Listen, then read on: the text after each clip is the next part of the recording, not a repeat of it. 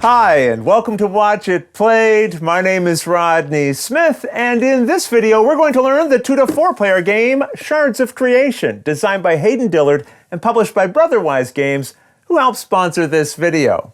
Set in the fictional universe of Cosmere, which was created by best-selling author Brandon Sanderson, here you'll take on the power of gods as you seek to dominate and attempt to overthrow your opponents. Or at least get the most points. So, join me at the table, and let's learn how to play. To set up, first familiarize yourself with what are known as the game's shards. These are groups of cards that all share the same name on their fronts. For example, this is the Honor Shard. Each has what is known as a reference, trump, and 16 playing cards which have a rank number in their top left-hand corner. Those numbers are also listed on its reference card here, so this shard has values from 0 to 16 with no value 9. On the other hand, the reference sheet for the Preservation Shard shows that it has 15 8s and 1 16. When setting up, you'll select or randomly choose a certain combination of shards based on your number of players, as shown in the rulebook and here on screen.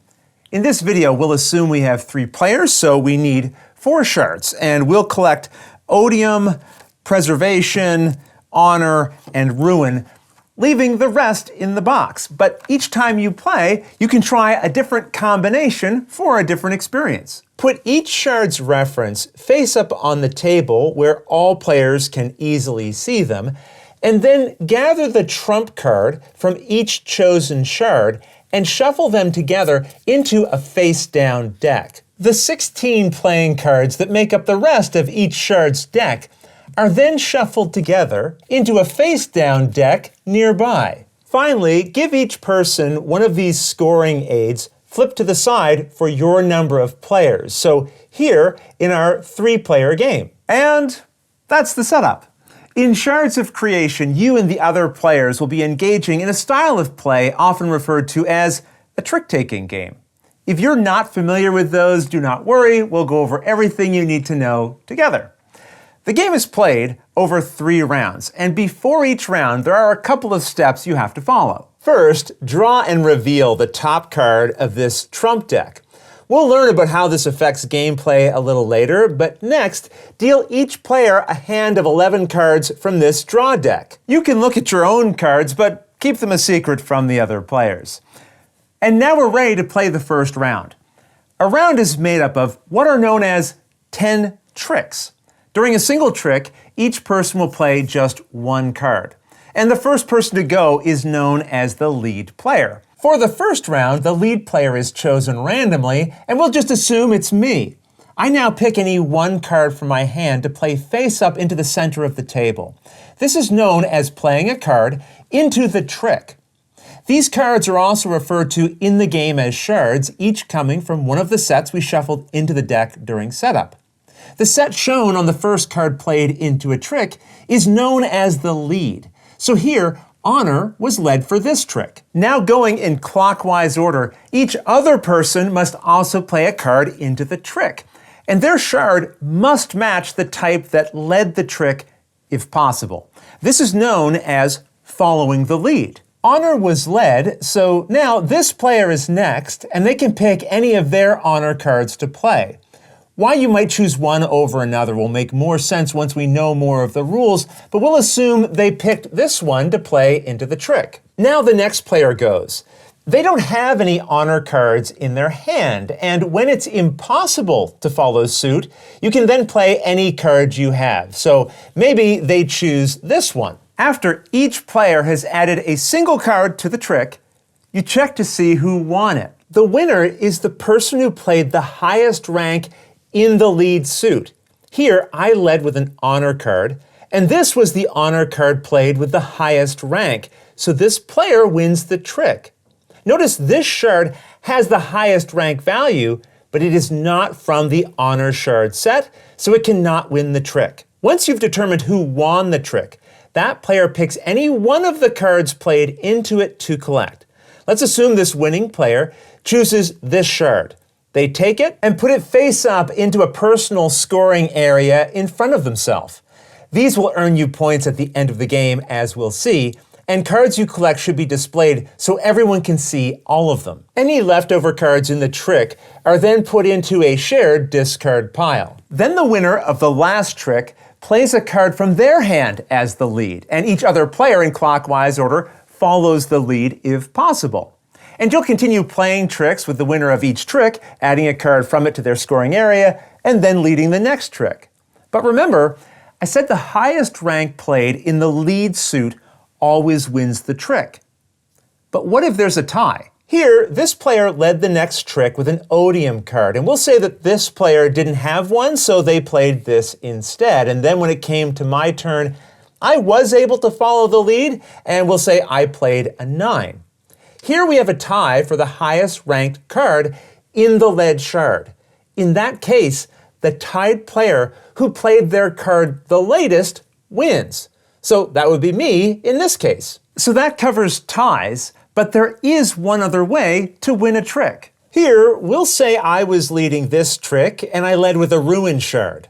The next player doesn't have a ruined shard in their hand, so they can play anything they like, and maybe they play this Odium shard. We'll assume that the next player does have a ruined card, and they must follow the lead if they're able to, so they play this. Normally, the highest card played in the led shard wins. But remember, at the start of the round, a card was revealed from this trump deck. The shard it shows is known as the trump shard, and the highest ranking trump played into a trick always wins, no matter what was led. So that means this player instead won the trick. Remember, they had to follow the led shard if possible, but they didn't have one, so they were able to play a trump and win the trick. As normal, they would add a card from this trick to their scoring area, and the rest would be discarded. They would then lead the next trick. And I should point out, you can lead with trump. This would just force every other player to follow with trump shards they have, since you always have to follow the lead if it's possible to. To summarize, when checking to see what wins a trick, it's the highest ranked trump shard. If no trump was played, then it's the highest rank from the led shard. And if there's a tie for the highest ranked winning shard, the tied card played latest into the trick wins. The revealed trump card doesn't just indicate which shard is trump for that round, it also has a special ability in the area here. A trump's effect is active for the entire round it's revealed in, and these can take effect at different times. For example, this one is resolved at the end of the round. On the other hand, this trump effect is resolved at the start of each round. Here's a trump effect that creates a restriction on what shards can be led during a trick, while the honor shard has no trump ability at all. We're not going to go through all the different trump effects, as how they work is printed on them, but we'll learn the Odium effect when it would resolve at the end of the round, so you can see an example. Before that, though, we also need to talk about shard abilities. Let's assume this player leads a trick with a preservation shard, and then this person follows the lead with this preservation shard. Notice, it has a printed effect in the area here. This is an ability. Abilities resolve immediately after a card is played. This says, draw a card, then discard a card. So the person who played it would immediately gain a new card from the top of the deck, and then they discard any card in their hand, which could even be the one they just drew. Now be aware, if you would need to draw a card, and the deck is empty, just reshuffle the cards in the discard pile into a new deck and continue drawing what you were owed. That said, after a card ability is resolved, the next player in clockwise order plays into the trick as usual. And let's say I follow with this shard, which also has an ability. This says that its card's rank is +1 for each preservation card in that player's scoring area. Let's assume I had 9 preservation cards in my scoring area. That means this card's rank becomes 17. When an ability changes the value of a card, that new rank is maintained until the card is transferred to a scoring area or is discarded. So now I would win this trick. We won't go through all the card effects because how they work is printed on them, but if you want to see some of the abilities you might encounter when playing, you can pause to read the ones I'm showing you here. And remember, each time you play, you'll have a different combination of shards, so you'll have different combinations of abilities. If an ability has a dark background with light text, it's a scoring ability, and that means it will only take effect at the very end of the game, not while tricks are being played. Each shard has a reference card, and it will list the abilities you'll find within its deck, as well as a distribution of that deck's ranks. I should mention, if an effect requires you to make a choice, you must fully resolve that choice before the next card is played. Also, if an ability does not have a valid target, you just ignore that aspect of the ability. All right, tricks will continue until you've played a total of 10 of them. This will leave everyone with one card left in their hand, which they add directly to their scoring area. This ends the round, unless there is a trump effect that would then resolve. We had Odium in play during our example round, and its ability resolves at the end of the round. Here it says that at that time, if one player has fewer cards in their scoring area than every other player, they take any one card of their choosing from the player with the most cards in their scoring area. So in a case like this, both of these players are tied for the least number of cards in their scoring area, so neither would get to steal a card. But if only one player has the least number of cards in their scoring area, they get to take a card from the player with the most. And if there's a tie for most cards in a scoring area, then this player could take a single card from either one of them. So, after 10 tricks have been played, and each player's leftover card has been put in their scoring area, and any end-of-round effects have been resolved, you begin a new round. Just as before, you reveal a new trump card. This shard will now be the trump for round 2, and its ability will be in play. The old trump card is completely ignored moving forward. Then shuffle the discard pile into the draw deck, and deal each player a new hand of 11 cards and begin playing tricks again, with the person who won the last trick of the previous round leading the first trick in the new round. After the end of the second round, you'll then play the third round. Once you get to the end of the third round, the game ends and it's time for final scoring. Here you look at all of the cards in your scoring area, and if any of them have abilities with a dark background and light text, these resolve now. And if you had more than one, you'd resolve them in any order you choose. For example, if we had this card in our scoring area, it says we subtract 2 points from our score.